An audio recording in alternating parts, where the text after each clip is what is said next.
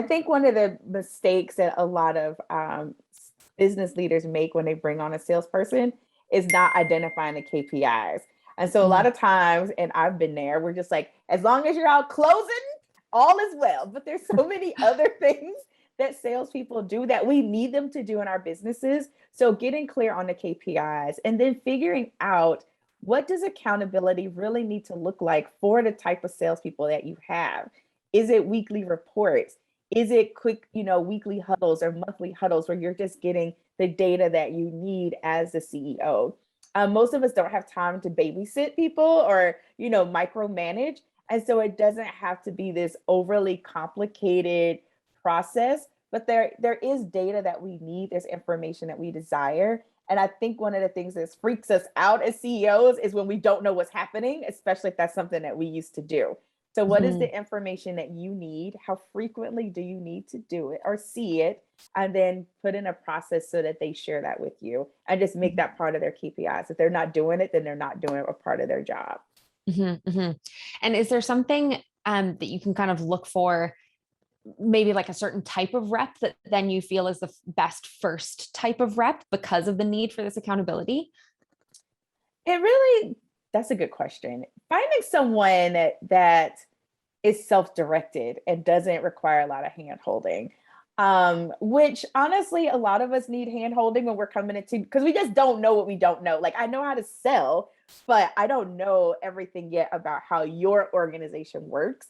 So Mhm. that's why having a trainer also is really important because they can help you identify what are the things that they need to put in a training. Maybe it's a video from you as a CEO, like, hi, welcome. Here, like that is part of your training and onboarding.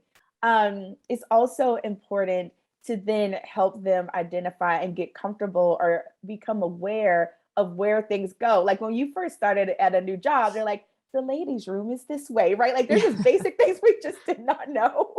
I know in the virtual space it's the same. And so having that outlined, but really looking for those people that are self-starters that don't require a lot of hand holding, but also understanding that any new team member, there are just some basic things that they're going to need, including your salespeople, and making sure that you create a process because you can record these trainings and they can log in just like any of your sales, the products that you sell. They can log into your Kajabi or whatever, go through the videos. You can actually see their progress.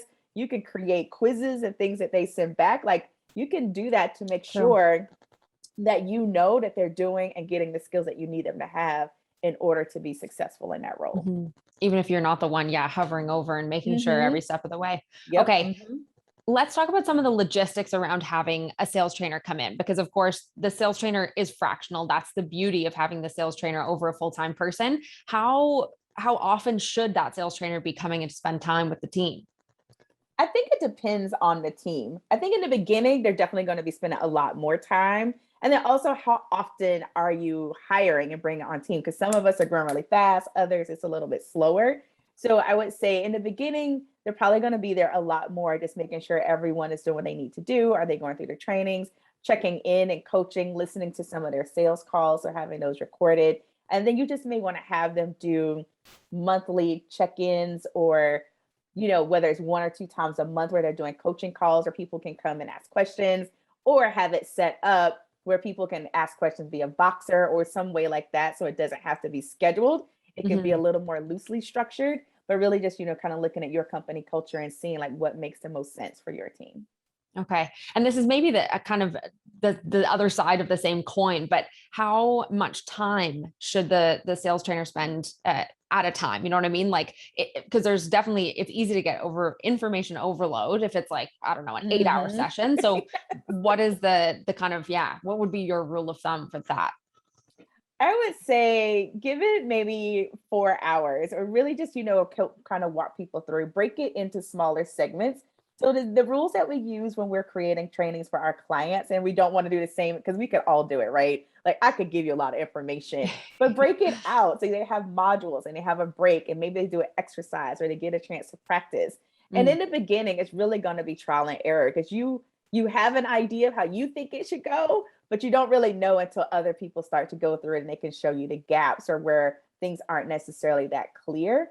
But really creating training that really sets people up for success. If you're doing it live, then you may want to do then like a full day or a half day, give people, especially with sales, it's so one of those tangible, I need to get in there and do it kind of things. Mm. So there's a training, let's learn a concept, now go do. Or, Mhm. and that sort of thing is one of the ways I love to, incorporate training for a company.